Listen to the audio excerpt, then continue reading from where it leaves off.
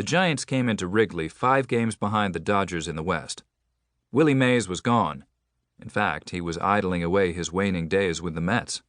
But the Giants still had Willie McCovey and Bobby Bonds, and their record was slightly better than the Cubs on July 14th.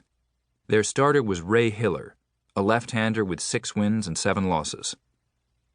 There were at least 41,000 rowdy Cubs fans packed into Wrigley at 2 p.m. Countless others watched from the rooftops beyond the left field wall. When Joe Castle's name was called in the bottom of the first, a deafening ovation shook the old place and buried the voices of Curt Gowdy and Tony Kubek. Hiller was a junk dealer whose fastball rarely topped 80. He lobbed up a couple of harmless curveballs, and Joe resisted the urge to flail away. His third pitch was some knuckle-curve combo that fluttered high and outside, and with the count 3-0, Joe got the signal to hit away. Hiller came in with a slider that didn't move much, and Joe swung with a vengeance. The ball lifted high and lazy at first, then it seemed to gain speed. Soon there was no doubt it was gone. The question was, where would it land? Gary Matthews, the left fielder, took 2 steps back, then stopped, turned around, put his hands on his hips, and watched to see where it was going. The ball eventually bounced off the 5th-floor facade of a building some 470 feet from home plate. Perhaps he was fatigued from all the home run trots, or maybe he was learning to savor the moment.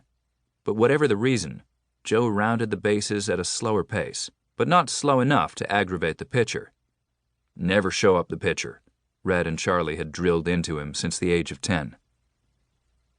Wrigley Field had never been louder. The standing ovation roared until Joe took a step out of the dugout, tipped his cap, and acknowledged the adoring crowd. Then he blew a kiss at his mother, who was in the owner's seats in the second row. 10 for 10, with 6 home runs. Joe led off in the bottom of the third with the score tied 1-1. On the first pitch, he faked a bunt, and the entire Giant infield reacted in spasms. Ed Goodson at third and Chris Spire at short were on their heels before the pitch, expecting a line shot from an astonishingly quick bat. They eventually shot forward. Tito Fuentes did the same, while McCovey stutter-stepped around first base. After Hiller recovered from the pitch, he bolted upright, as if terrified of a bunt. Evidently, the Giant scouts had been alerted to Joe's bunting skills. Ball 1. Hiller kept his fastball off the center of the plate, opting instead to pick at the corners and hope for the best. His second pitch was a fastball, 5 inches outside. Joe waited and waited, then went with the pitch and slapped it to right field for a single. 11 for 11. It may have been the thrill of watching history in the making, or it could have been the clearing skies and sunshine and cold beer, or perhaps even the excitement that a full house always provided, or probably all of the above, but the atmosphere at Wrigley was electric. By now, Joe was receiving a standing ovation when he stepped into the on-deck circle, another when he stepped to the plate, and of course an even rowdier one with each hit. He tipped his cap and helmet to the crowd, then took a lead off first. His 12th at-bat came in the bottom of the 6th with the Cubs up 3-2. When the 41,000 faithful stood to applaud, they remained standing. On television, Curt Gowdy admitted to having a knot in his stomach. On the radio, Vince Lloyd described it as the most dramatic moment he could remember. Lou Boudreau went silent. Hiller had abandoned his fastball altogether and was surviving on long, looping curves, change-ups, and a nasty combo of a slider and curve known as a slurve. Joe fouled off the first 2 pitches, both balls, and cursed himself for swinging at bad pitches. He shortened his stance, choked up, and took a ball high. The 4th pitch was a slow, dropping curve, a pitch that might cross the plate at the knees or 6 inches lower, and Joe took no chances. He chopped down on the pitch, and it slammed hard into home plate. A fair ball. It ricocheted high into the air toward third, where Goodson charged and waited. And waited. When he finally caught the ball, Joe was past first base for his 12th consecutive hit. Move over, Moose Dropo. Again, he tipped his hat to the screaming crowd.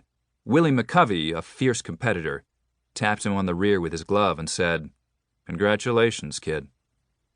Joe could only smile and nod. He was dreaming, and in another world. Not too many years earlier, his baseball card collection included a double all-star selection featuring both Willie McCovey and Willie Mays. In the top of the eighth, McCovey hit a two-run bomb that sailed over the right field bleachers and was probably never found. The Giants led 5-3 when the Cubs came to bat in the bottom of the inning. The score was one thing, but the majority of the fans were not there just to watch a ball game. It was a rare moment to celebrate. Their beloved Cubs had not won a World Series since 1908. There had been some memorable moments. The 1945 team lost the series in 7 games to Detroit, though this had been during the war years, when the good players were serving in the armed forces. There had been a few Hall of Famers, Hack Wilson in the 1920s and Ernie Banks in the 1950s and 60s. Generally speaking, though, Cubs fans were accustomed to disappointment. They were fiercely loyal, but also desperate for a team or a player that was better than the rest.